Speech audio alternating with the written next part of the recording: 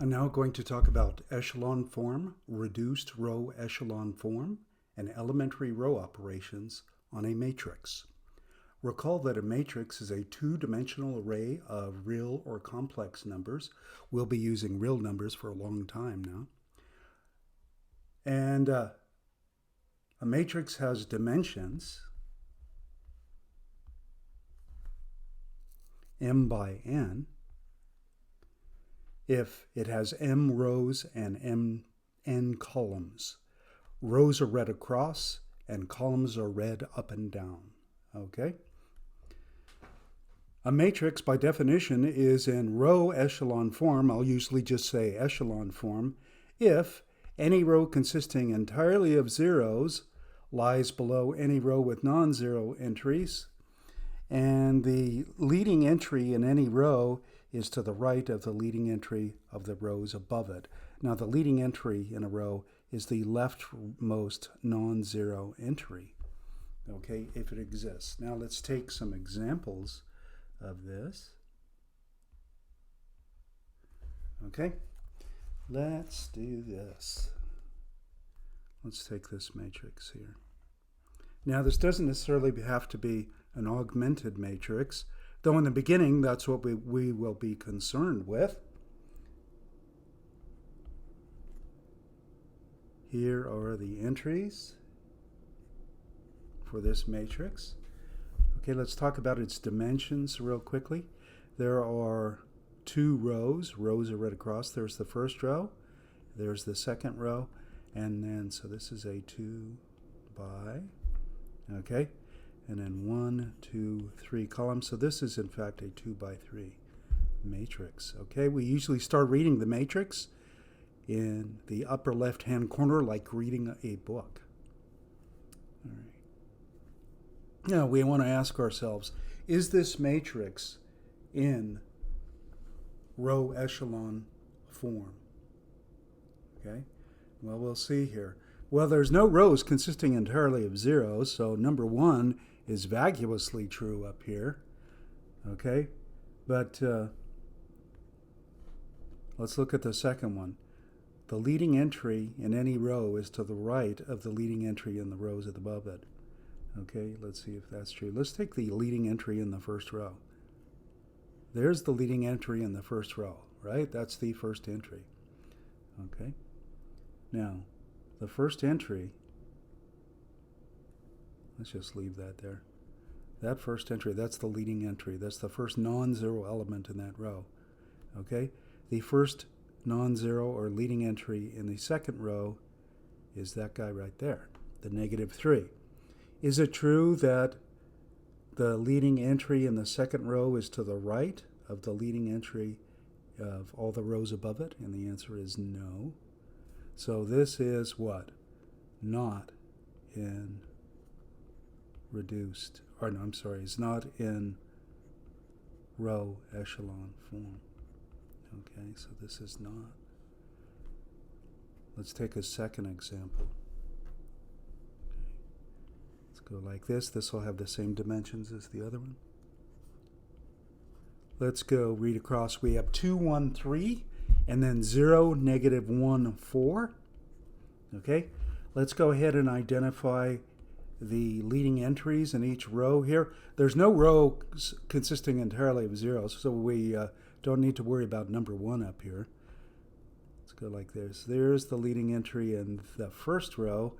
There's the leading entry in the second row. Now, is it true that the leading entry in any row is to the right of the leading entry, right to the of the leading entries in the rows above it? Okay, and that is true in this case. So this is in row echelon form. Okay. Let's take another example.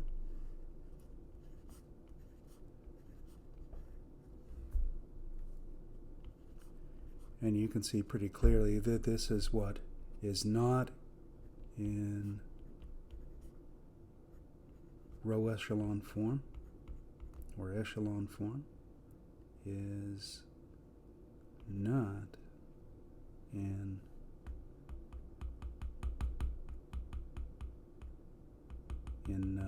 echelon form is not in row echelon form. You see, because what? Number 1 isn't satisfied here.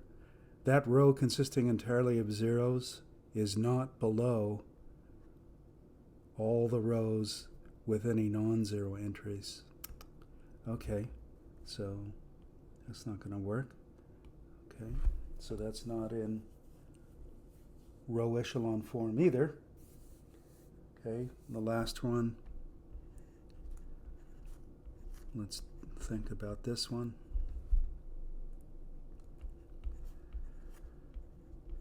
All right, is this in echelon form or not? And the answer is no, because if we come back here, I've got the leading entry in the first row being that guy.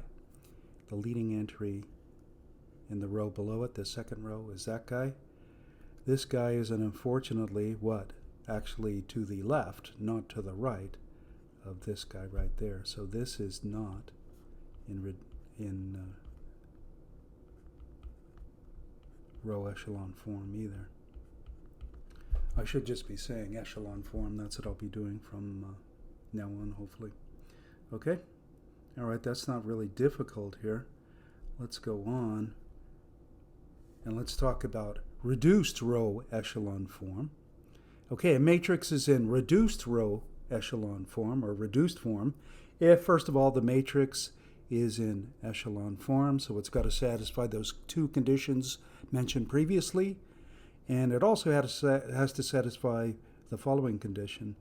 The leading entry in any non-zero row has to be 1, and all the other entries in that column have to be equal to 0. Okay, have to be equal to 0. Now let's talk about some examples here. Let's take this matrix.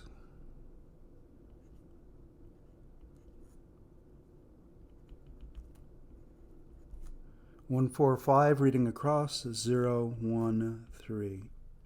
Is this in reduced row echelon form? Well, let's see here. The leading entry here, right there. Leading entry here. Do you see that it's in echelon form? Okay, so it is in echelon form. So number 1 is satisfied there. Is it also true that the leading entry in each row is equal to 1? Yep, that's true. However, this last condition here is not satisfied, although for this leading entry here, everything else in that column is equal to 0 like it ought to be. Unfortunately, for this leading entry right here, the second leading entry, or the leading entry in the second row, do you notice here that this 4 is unacceptable here? That should be a 0. Okay, so this is not in reduced form. Okay. Got close, but it didn't quite make it here. Okay, let's do another one.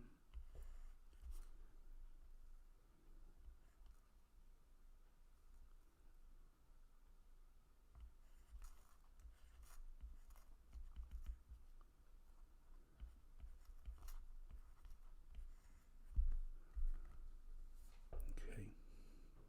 Let's take a look at this one now. All right, look at the leading entries. Let's see if it's in echelon form first. Is there any row consisting entirely of zeros? If there is, it should be at the bottom, right? There really isn't a row consisting entirely of zeros, so we don't have to worry about that. But what we've got to have this staggering downward to the right for the leading entries to be in echelon form then. Here's the leading entry here.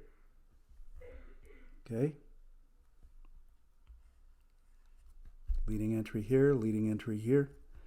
This guy is to the right of this guy, so we're cool there. Okay. What else has to be true now? These have to be 1, which they are. So that's good. And what else finally? We also want, what? Zeros in the rest of those columns. Okay. So we need a 0 here. We got it. We need a 0 here. We got that. So this is in reduced form. Okay, this one was not, but this one is. Okay, now in the case that we have an augmented system and we're trying to read off solutions to the system, I want to point out something here that, let's maybe get rid of my circling. I want to point out here that the ideal form, even above the echelon form, is the reduced form. Let's come back here for a second. Let's go ahead and suppose that this was the augmented matrix of a system. Okay, so in the first column I've got, that's the x column, so the 1 and 0 there reading down are coefficients of x, and then the 0, 1 reading down are coefficients of y. What was that first row saying? That would be saying 1x plus 0y is equal to negative 7, and the second would be saying 0x plus 1y is equal to 2, and you see that really reduces to saying x is negative 7 and y is equal to 2. This is why we're particularly interested in reduced row echelon form on augmented matrices, because they're like the perfect setup for reading off the solution to a system of equations. Okay, they're in the perfect, most readable form for the answer or for the solution.